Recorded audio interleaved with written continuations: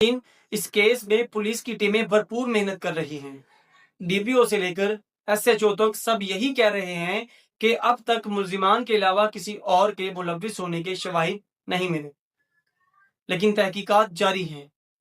یہ قتل عام دشمنی یا غیرت کے نام پر نہیں ہوا، بلکہ یہ دو خطرناک انسانی کمزوریوں، لالچ اور حسد کا نتیجہ تھا۔ زارا کے پاس تقریباً 20 تولہ سونا تھا اور اس کے پاس تقریباً 15,000 ریال بھی موجود تھے۔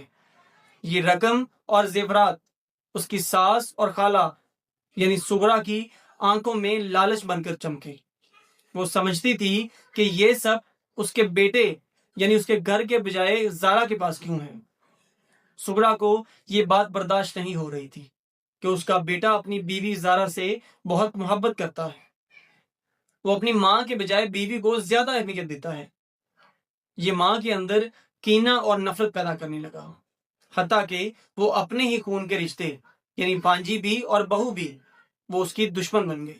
ناظرین، سغرا نے نہ صرف یہ سوچا بلکہ اپنی بیٹی یاسمین اور اس کے عاشق سونی کو بھی ساتھ ملا کر قتل کی منصوبہ بندی بھی تیار کر لی۔ یہ چیز بتاتی ہے کہ جب انسان کے دل میں خوف خدا اور قانون کا ڈر نہ ہو تو وہ کسی بھی حد تک جا سکتا ہے۔ اب اس پر بات کرتے ہیں کہ یہ قتل کیسے ہوا۔